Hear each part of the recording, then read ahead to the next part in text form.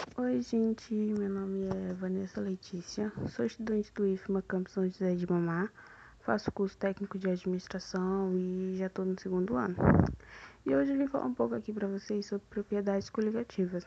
E bom, primeiramente, o que é propriedade coligativa? Propriedade coligativa é aquelas que não dependem das propriedades do soluto, ou seja, das propriedades de uma estrutura, mas sim da concentração do soluto, e não são influenciadas pela natureza do soluto adicionados ao solvente, mas sim pela quantidade de partículas presentes. E as quatro principais propriedades coligativas são a tonoscopia, ebulioscopia, crioscopia e osmose. Eu vou falar um pouco para vocês sobre cada uma delas ao longo desse vídeo. Primeiro eu vou falar um pouco sobre a tonoscopia. Bom, tonoscopia é a que constitui na diminuição da pressão máxima de valor de um solvente quando se adiciona a ele um soluto não volátil. E também pela adição de soluto não volátil e de uma queda na taxa de evaporação. As propriedades coligativas são propriedades que se originam a partir da presença de um soluto não volátil e um solvente.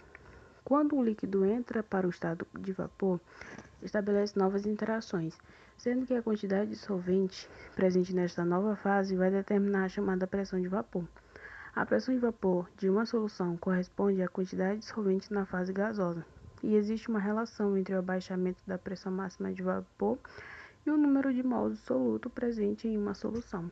Levando em conta que este conceito, a gente pode estabelecer o seguinte: que quanto maior for o número de mols do soluto não volátil na solução, maior será o abaixamento da pressão de vapor. Por exemplo, quando se adiciona açúcar na água, a pressão de vapor diminui. Se dissolvemos açúcar na água, as moléculas de açúcar também interagirão, o que torna mais difícil para as moléculas entrarem no estado de vapor. Bom, resumidamente, isso que é a tonoscopia. Agora eu vou falar um pouco sobre a ebulioscopia.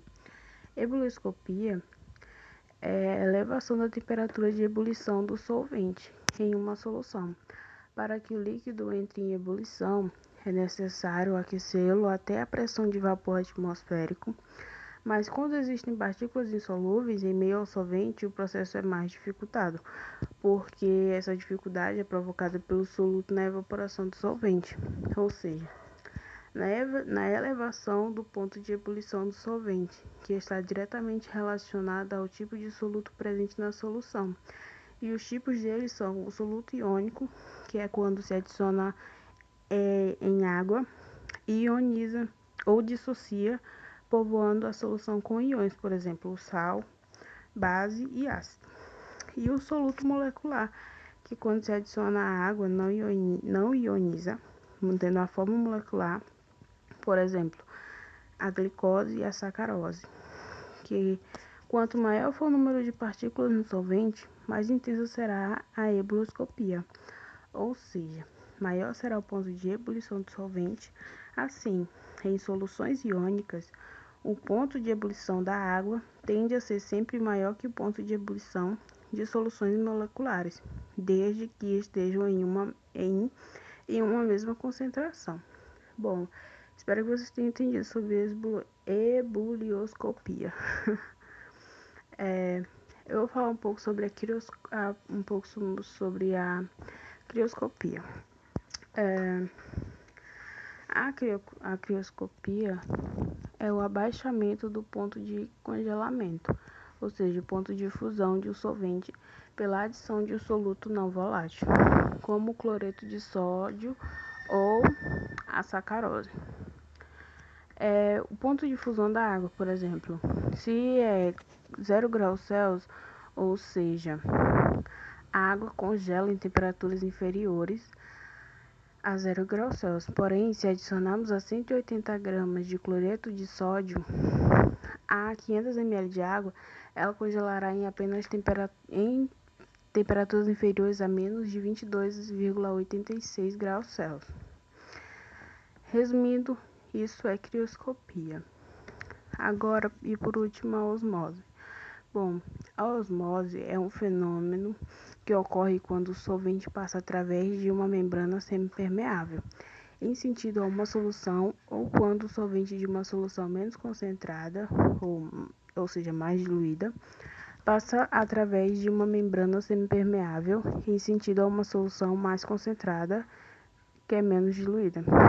E o estudo da osmose também é chamado de homoscopia, que é considerada uma propriedade coligativa, pois é uma propriedade que não depende da natureza do soluto, mas sim da concentração ou do número de partículas de solutos dissolvidos.